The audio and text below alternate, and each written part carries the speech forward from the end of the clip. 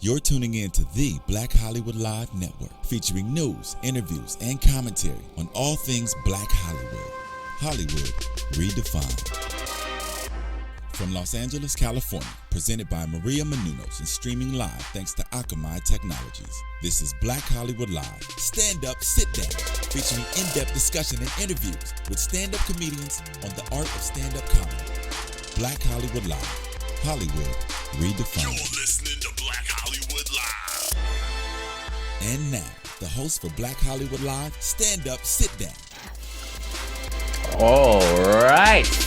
Welcome to another exciting episode of Stand Up, Sit Down. It's your host, Nick Perdue, and I am joined by the hilarious, the talented, the lovely, the beautiful Miss Ketra Long. Hey, what's up, Nick? How are you? I am well. How are you? I'm good. Thank you for asking, man. Yeah, it's good to have you here, you know. Good to see you again. I know you've been busy, been doing your thing, you know. So it's good to finally get you here, and so now we can sit down and chat it up. Yeah. Yeah? Yeah, man. All right, so let's just jump right into it, okay? Because, you know, I've had a couple comedians on here whose careers are really starting to rise. And so, you know, that's why I want to get you on here, because we see that, you know, your career is just really starting to go places. Not really, Nick. Not really. I'm being optimistic, okay? Just from the stuff that I seen on Twitter and stuff, you know, feels like you're doing a little something. Do you feel that way? That's what I feel. Wait, should I feel that way? You should feel that way too. That way? Okay. But I mean, if you want to be humble, then it's okay. You know. But let's talk about where you started, when you started. So, because we know that you grew up in Alabama. Right? I was gonna say Bama, but I'll say Alabama. Thank you. Right? So what was that like? What was it like growing up over there in the South? You said it like it was Africa. What was that like growing up over there? Totally different place. Right. I don't know. People, you know, they stereotype this out the lot, especially Alabama. You know, but it's, first of all, we had the first homicide, okay, in 2011. So that's an accolade for us, you know. The first one ever. The very first, like at 11:59, somebody pulled out their gun. At 12 a.m., he popped the cap, and we got it. We got it, hands down. But I think that was probably the first one that was just reported, because... No, I mean, you're trying to take that from us. No, I'm just trying to say. Just from the stories that I've heard. Seriously, I mean, Alabama, you know, anybody, it's home. You know, it's home. You know, it's slow though. It's really slow. Just being here for almost 5 years and then going back, I drive myself crazy. But you know,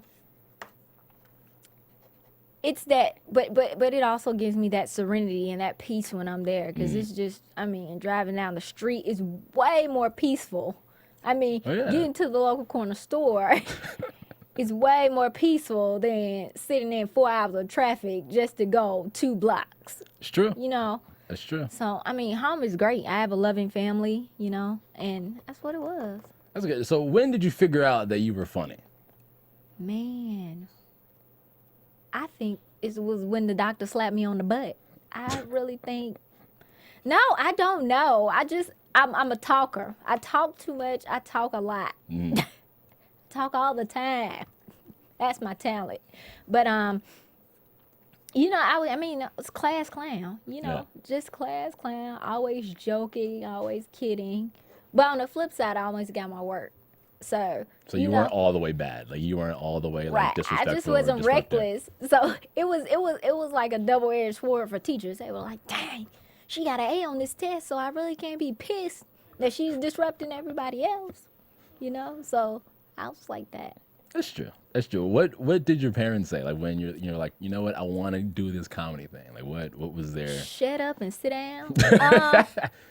No, you know, my mom passed when I was 11, actually. And so I moved in with my grandmother. And, you know, I mean, I'm from a very humble means. We were poor. We're poor. So, Nobody really, kind of like dreamed where I was from. When I was younger, I always thought I wanted to be a lawyer because I thought lawyers get to be on TV and say, "Objection, Your Honor." So I didn't know what the thing inside of the TV was called. I didn't know that was an actual craft that you get paid lots of money for. Yeah. But when I got 18, my grandmother was like, "Don't come back." Wow. Kicked out the house. Yeah. She basically, I always knew I wanted to do something, but I went to school and I was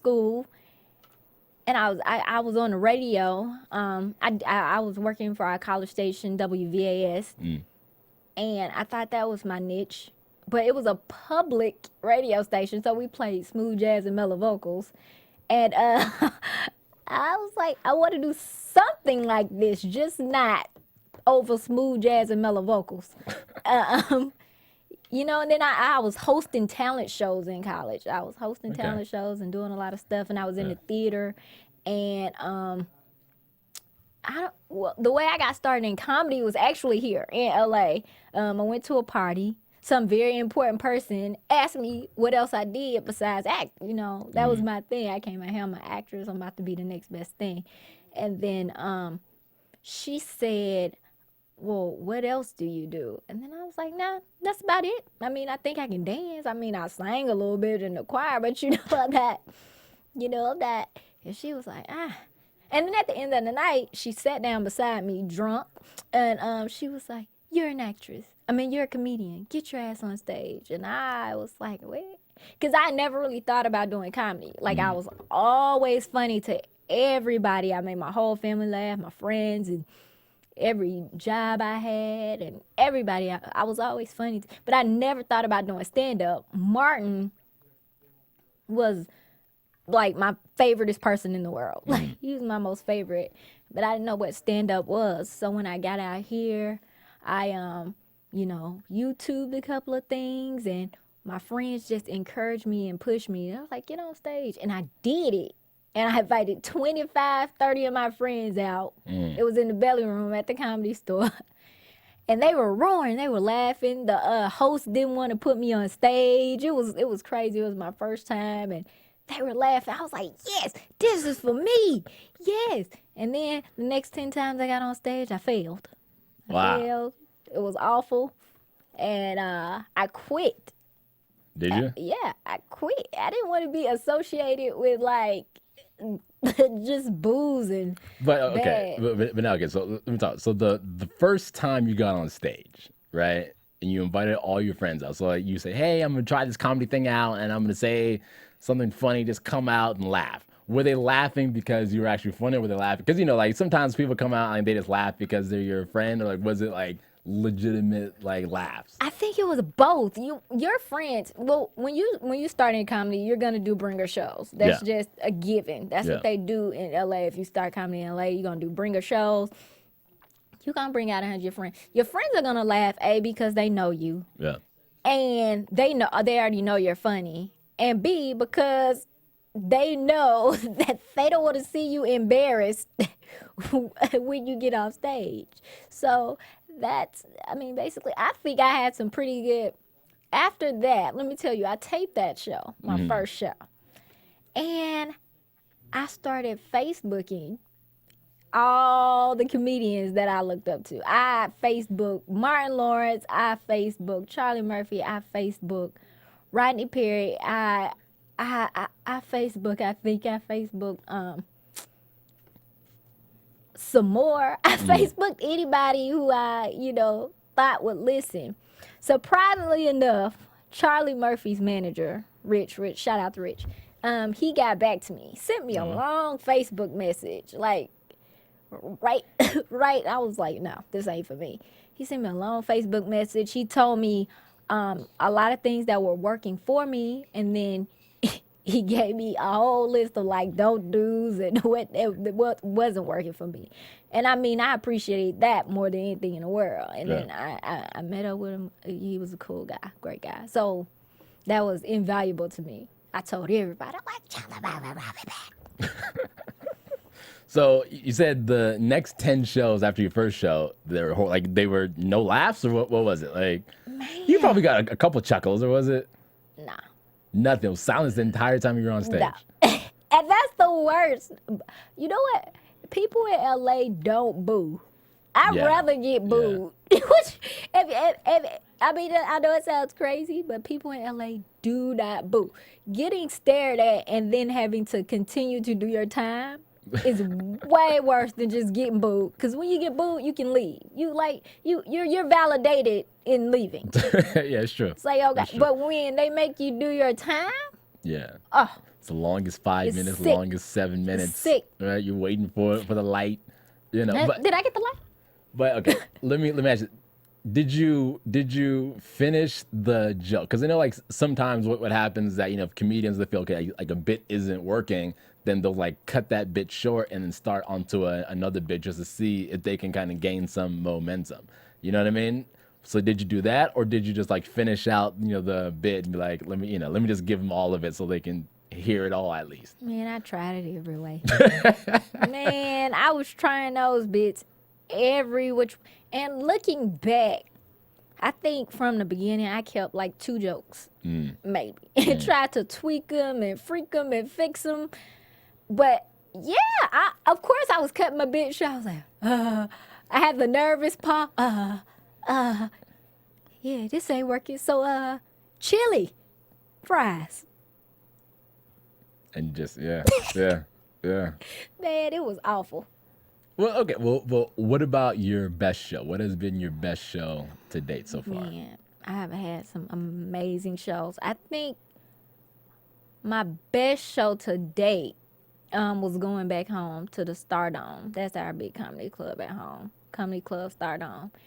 And I'd never done comedy in Alabama before. Never in my life. My family, my friends, nobody seen me do comedy. So I think that seats maybe 400 people, maybe 4. Yeah, I think the Stardome seats 400 people. And just even being in front of that many people from where I'm from and that can identify with what I'm talking about, it was amazing. That was my best show today. But I've had some really amazing highs and some profound lows. Well, that's good. But when it's good, it's good. When it's good, it's great. To get validated from people that don't know you, that's as artists, because we are egotistical people. It's true. Very egotistical people, and that's what we thrive off of as artists' opinions. So when you do bad, you just feel like you don't belong, because that's how we eat validation. That's what you eat as an artist, validation. And you live and breathe it. And when you don't feel like you're good at what you want to do or what your passion is or what you love, then you got to go home and like slit some wrist and do some soul search. I mean, comedians, we soul search every night or every other night. Like, even when you have a good set, you kind of like, but I can do better. Yeah. So. Yeah. Oh yeah. Well, I mean, because I think that nothing should ever be good enough. You know, like because there's always times where okay, like I got an applause break here, there was a good set here, had them rolling here, but I didn't, bridge this joke, and like that transition, that segue wasn't as strong as it should have been. Yeah. You know what I mean? It's like, yeah, but that's good. Like, 'cause that's how you grow. That's how you get better. That's how you start selling out arenas like Kevin Hart. Yeah, man. Yeah. That's amazing. I went to his show New Year's Eve. The one that was at the Staples Center. The Staples Center. Yeah. I was sitting in the 3rd row, and I had this moment where I just looked around and I was like, oh my God, like this is beyond impossible for comedians, because we used to doing it at the coffee shop. The 3 people, no people. Like, I don't know, man. It's the belly of the beast. Yeah, but then I think even like going to something like that, and then so now like it shows you like it is possible. Yes. You know what I mean? And then like, okay, like if Kevin can do it, then I can do it too. Oh, absolutely. You know, because I mean, And I'm cuter than him too. So I mean, I feel like yeah, you guys are the same size and everything. So Yeah, you know, man. if he can do it, you can do it. You know, yeah. throw a little accent at him, and then because I'm pretty sure that you get laughs just off of your accent, right? You know what? I'm coming into that actually. Knowing exactly, and I mean, just growing in comedy. I'm 3 years in right now. 3 years in, and you don't even know, even when you're funny, you don't even really know what people are laughing at. Yeah. So it took me 30, maybe 40,000 times to realize, oh, okay, my voice is something unique to these people. That's why I don't even think that part of the joke was funny, but it's just because of the way I said it. Yeah. And so Yeah.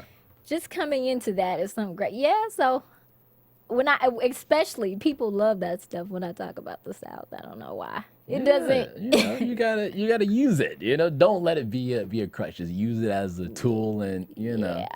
If I had an accent, I would be throwing it around. It's not because I can't hear myself. Well, yeah, because you're used to it. But Exactly. me, you sound like you're from Timbuktu right now, just because the accent. Wow, so not thick. Timbuktu. It sounds so far away. Timbuktu. Sounds like no man land, Nick.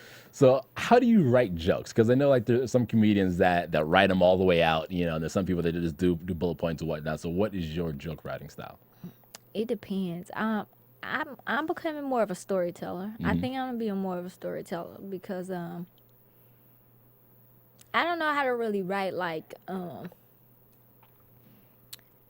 a standard joke, if you will, like just the setup, the premise, some little tags in between, and then the punchline. Like most of my comedy is from my life, so yeah, I think it's that so much has happened. Like people look at me so much differently from when I get on stage and when I get out, because they're like, "Oh, you're a comedian?" Like, yo, no, you're supposed to be big and ugly or whatever.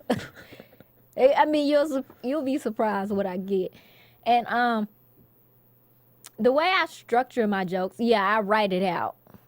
I take the long road. The road that I take to write jokes is long and hard, because I'll die 1,000 times before I even begin to get it. Like shaving off, because I tell true stories, and sometimes I got to figure it out. I got to figure out if it's the structure, if it's too much, or if it's too little. Like I have this one joke. Sometimes people don't believe me. They look at me a little crazy about when my mom shot at her boyfriend. And, I told that joke for 4 or 5 months before I even, put it on stage, really. And it got, mixed reviews. So, and I'm still working on that joke. So it'll probably take me another 5 years till I get it, to get it real HBO set. To get it to where I want to, and get people to understand that it's really my truth. I live that. Yeah. So basically, it's like the way you develop jokes, you're just living life. Yeah. It's nothing special to it. I mean, most of it is observational about me, and then I'm really close with my family. I'm really close to my sisters.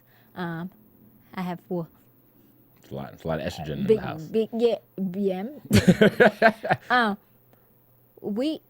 Most of it is my sister that's closest to me in age, next to me.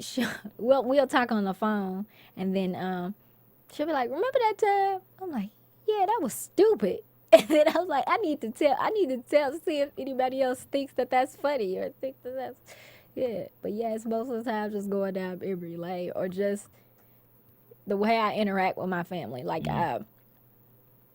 grandmother was really funny to me. Really, really funny. She passed last year. And I tell this joke. It's a true story. My grandmother had false teeth, right? But she's not affectionate. But when she kissed me, she tongue kissed me, and it wasn't wow. intentional. It was just, It was just like her top lip slipped into her mouth, and so it caught my tongue, and we ended up tongue kissing. And I'm not ashamed of it. I tongue kissed my grandma. Wow. Well, you know, hey, some families. A little closer than others. Yeah. Yeah, we do that. That's where we from. Me and the South. Some people kiss their cousins. I kiss my grandma. There you go. It's a down south thing, right? Yeah. That's funny. So now, comedy versus like in LA versus other cities. You know, because I know you say you did comedy, when you went back home. So like, how do you feel that there's like a major difference, in the audience? Because did they well, they didn't really boo, but like, do audiences boo in Alabama? They throw stuff at you? No, but they'll let you out. Like they'll let you have it. I think, you know what, for the most part, I've never really gotten booed. People just speak their opinion to me. So like hecklers. Like, yeah, nobody want to be like boo or anything like that. Like, I was at the J Spot one time. You know what J Spot is? Yeah. And this guy, the tables at the front, he was like, "Dang, baby girl, you fine, but you ain't funny." I was like, okay, yeah, man. Like, I don't know how to take that. And for the most part, people just, even when I've been to a lot of places, and people will just be like mostly men. Like, mostly men. I had a man and stuff and be like, that wasn't funny.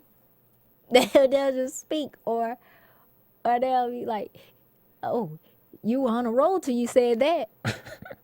But did you ever rip into a heckler? Did you ever just, I get into it with hecklers? I got into it with this another comedian's dad. Another comedian's dad came to our show and heckled me. Oh, wow. That was like awful. It was at home too, in Alabama. Oh, yeah. It was awful. He was heckling every comedian.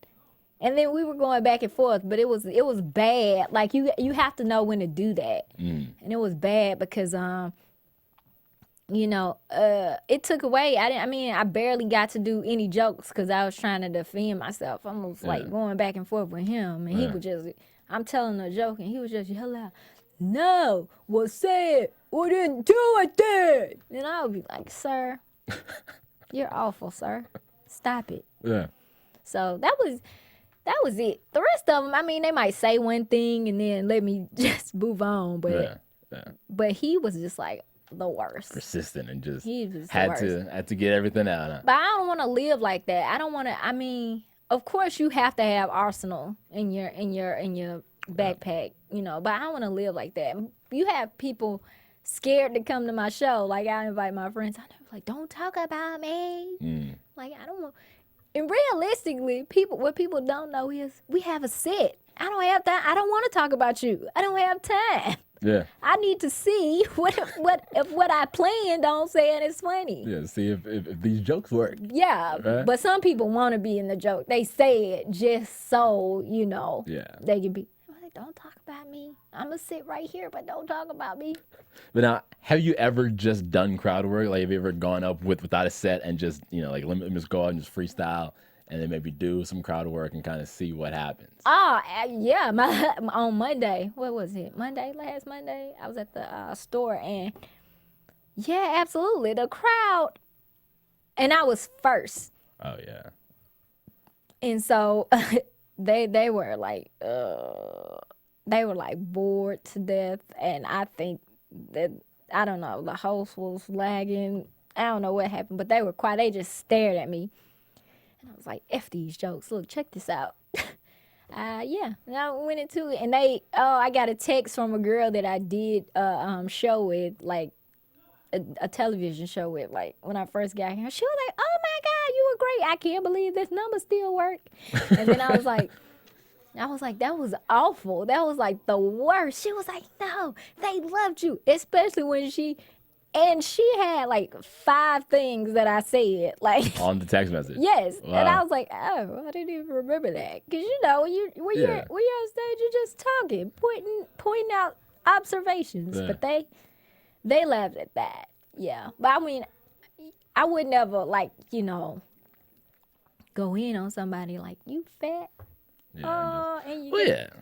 I mean, because I know like there are some comedians who just just like shoot on people, but like to me, it's not really worth it because I think it takes away like especially if the audience likes you, you know what I mean? Like then really it kind of takes away like everything that you've built your rapport with the audience so far, Yeah.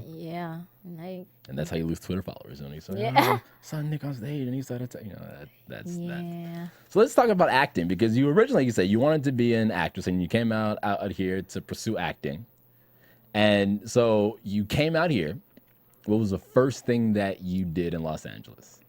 The very first thing I did in Los Angeles the very first thing I did in Los That Angeles accent. was this movie called Senior Skip Day. And Tara Reid was in it, Texas Battle. I forget the one guy's name. But it was like Ferris Bueller's Day Off type of movie. It was really fun. I was an extra. I sat around for 14 hours and I went on set for 3 minutes. And that's what Hollywood is. They made me be on set at 6 a.m. and I sat on set until like 1 o'clock in the morning. And they were like, "You're up." And I was like, oh, it's my scene.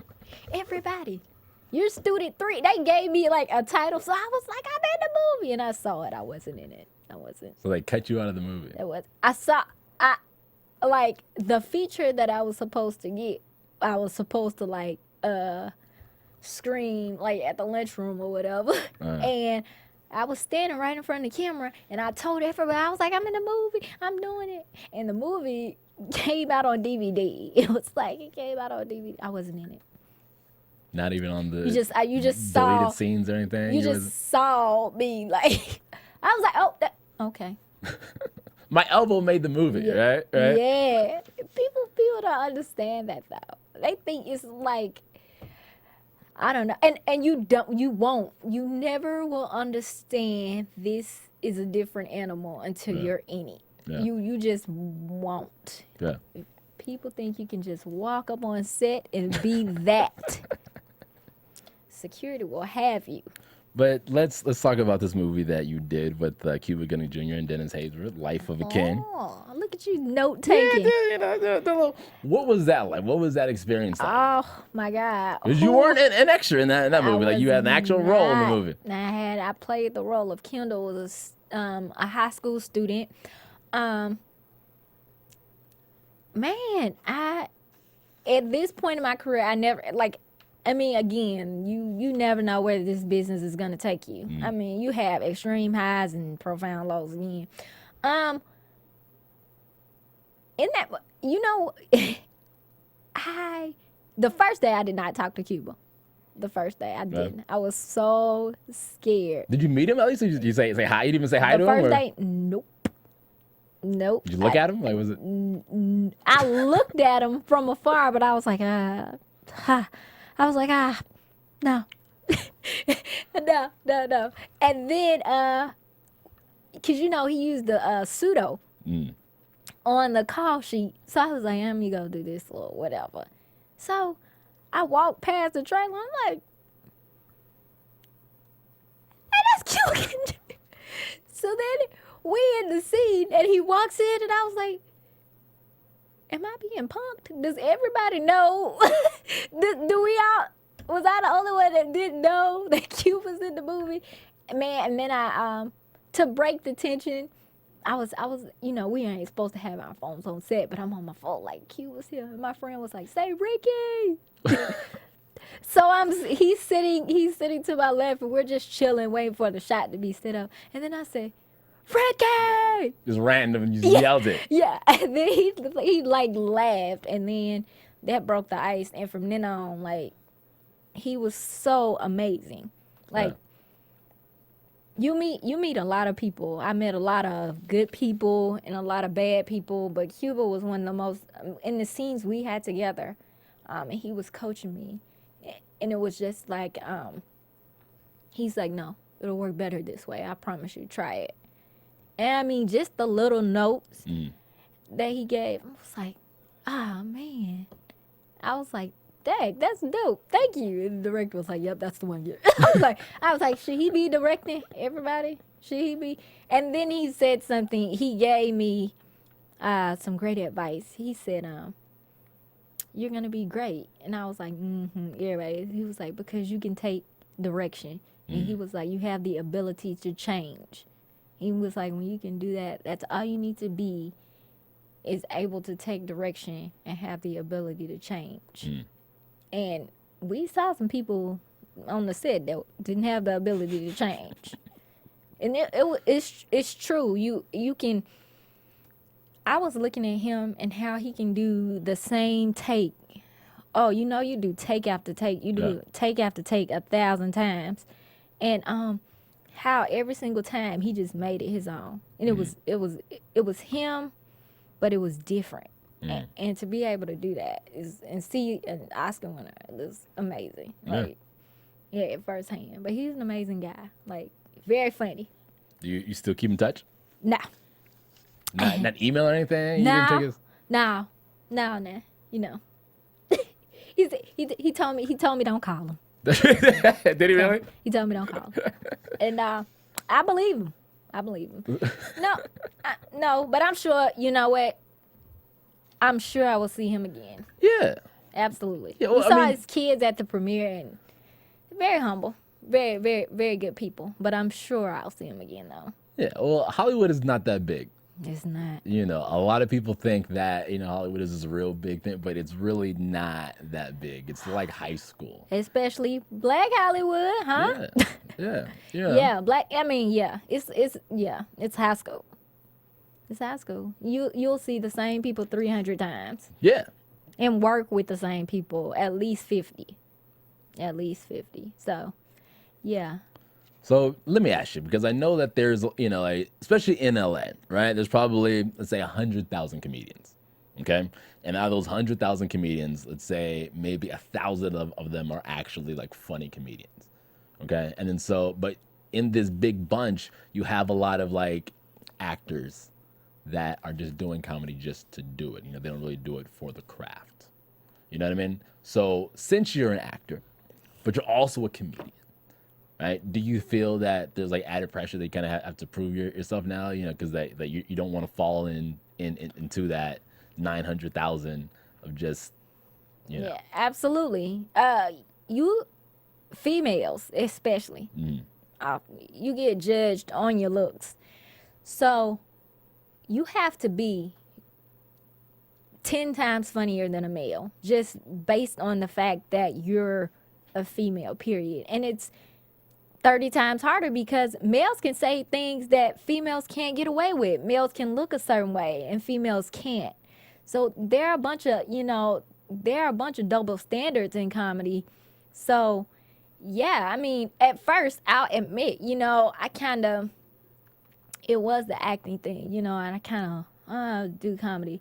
But, once I fell in love with the craft and realized that it was a craft to it, because people, there's an art to being able to talk and tell your story and be funny at the same time. People think you can just go on stage and talk and be funny, and that's not it. They don't understand the structure of a joke or the structure of the storytelling. And there's a format to it, and there's an art, and that's why you can get paid to millions of dollars for it, because when you think about the top tier, the people that are at the top of their game, the people that are at the middle, and the people that are at the bottom, perfecting that, it's a long way up. Just the people that are considered the greats, that takes time, it takes skill, and it takes intelligence. So man, comedy, and the reason I do both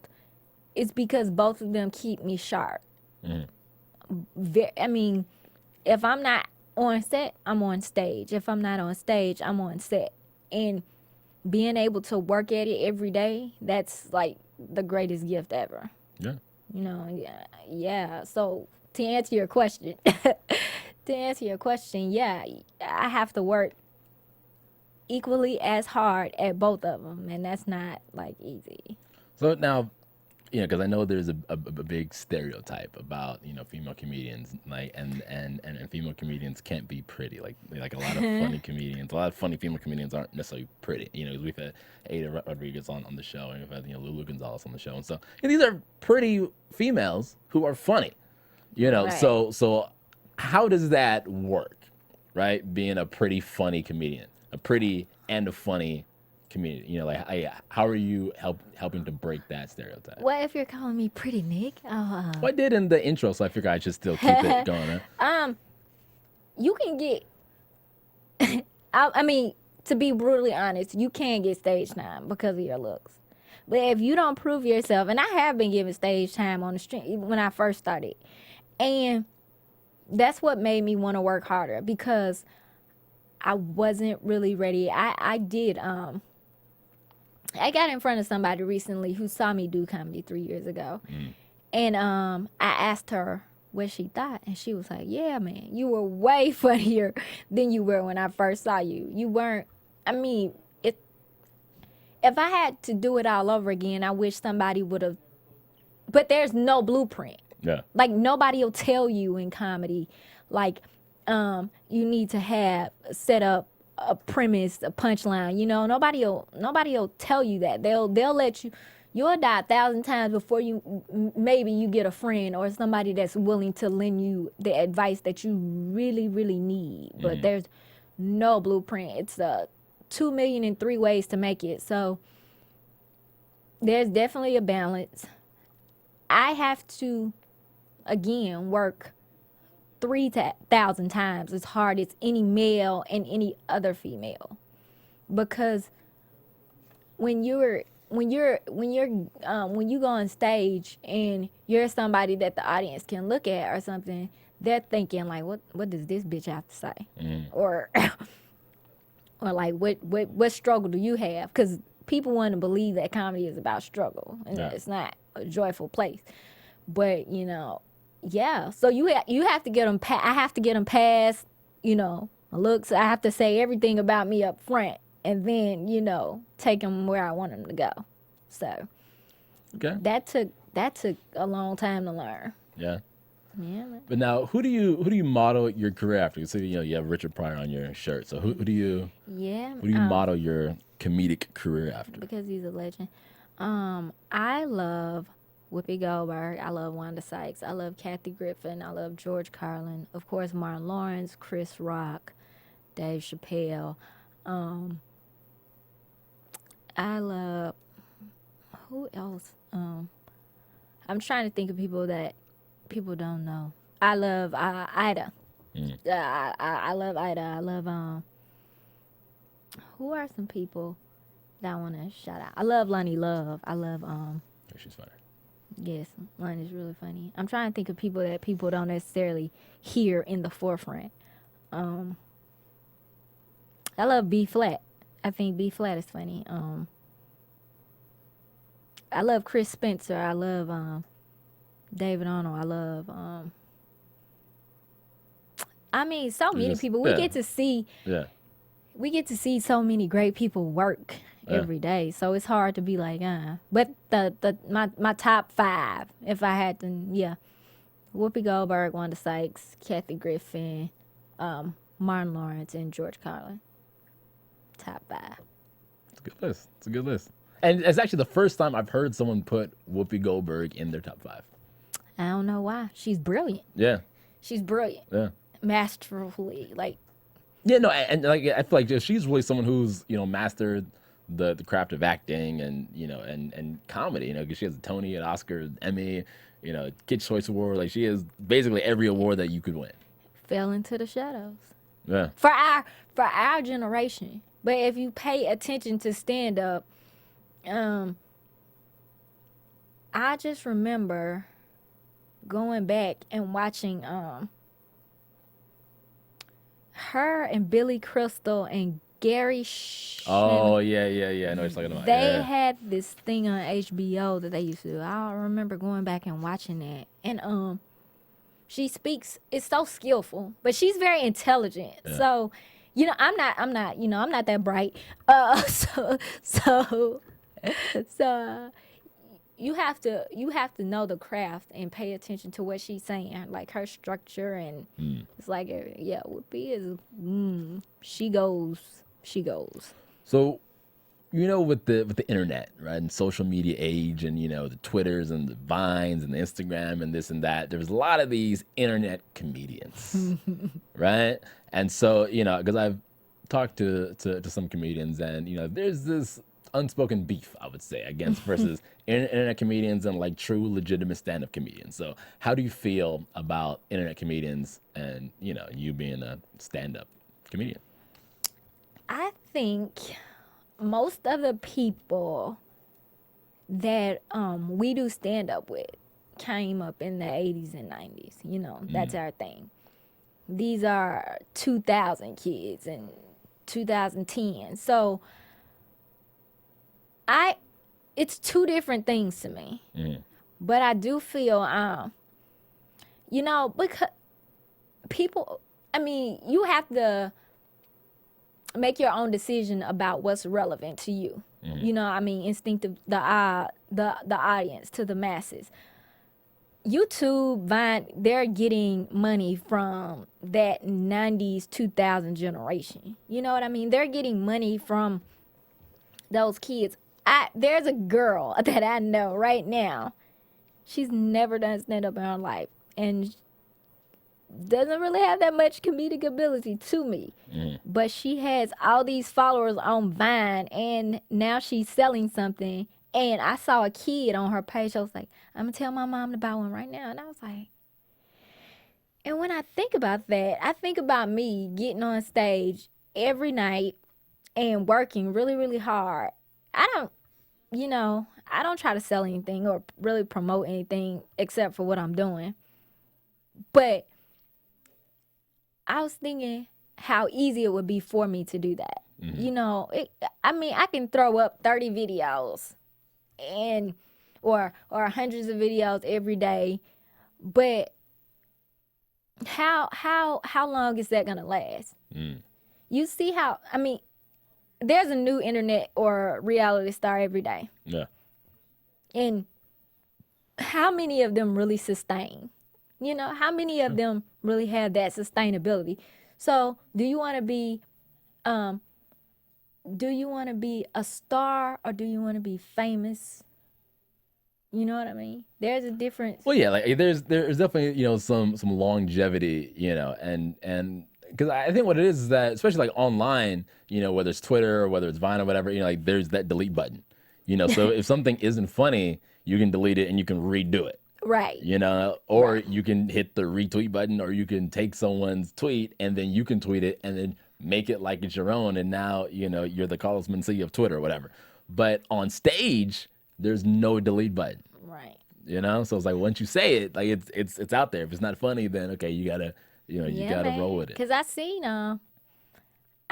some these internet comedians try to do stand up. That's because they get these internet agents, and they get big people behind them, and then they go, people will book. If you are bringing in money, people will book you. Yep. End of story, bottom line. But I've seen them do stand up and die. Yeah. Because that's a different animal. Exactly. And it's what you said. You can turn the camera on and off. Delete, edit, fast forward, rewind, redo. Don't like that take. Yeah. And make something as funny as you want it to be. You cannot put a price on writing down your opinion, your thoughts on something, making them funny and making them translate to people, and doing that every night over and over again, 365 days a year. You can't put a price on that. So to them, I say, hooray, hats off. Get how you live. Yeah, you know what I mean? Yeah, you're right. Get how you live, but there's no price on. You can't really talented people are rich. There are a lot of talented people that aren't rich, but you can't put a price on honing a craft and being great at it. That's true. So that's true. If that says anything, you can put a price on. There you go. Or an advertisement on a YouTube video. So now let's talk about what you have. What does Ketra have coming up? What can we expect God. to see from you? Oh God. I mean, I have shows coming up. A lot of got a call back. There you go. So that might happen. This might happen for something really good, a good project. So that might happen. But other than that, hitting a lot of stages, getting on the road more, and get my hustle on. So if people want to see you live, right? Like where can they go to find out where you are? Because you have Twitter and everything. So where can your fans find you? I'm always on Facebook. Well, if you want to see a live show on Facebook, I'm always no. Of course, I have www.ketralong.com. Okay. I said www like a slave. It's my www. I have ketralong.com. Of course, you can go to officially Ketra on Twitter. I'm on Vine at Ketralong, and Ketralong on Facebook. And I don't promise to try to keep my website pristine, but I try to at least coincide that with Facebook. I update them and try to keep, my shows together. Saturday, I wish my assistant was in here because. Yeah. We'll find her on Twitter, and then so say, okay, like this is where Ketra will be. She'll post on Twitter. People on Facebook, Twitter, and my website.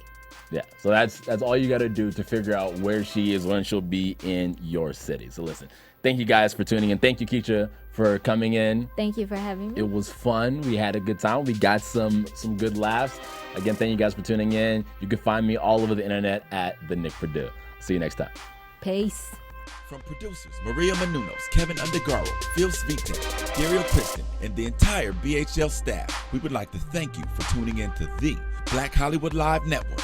If you have questions or comments, tweet us at BHL Online or email us at info@blackhollywoodlive.com. For more exclusive content, visit blackhollywoodlive.com. This has been a presentation of the Black Hollywood Live Network. Hollywood Redefined. The views expressed here are those of the host only and do not necessarily reflect the views of BHL or its owners or principals.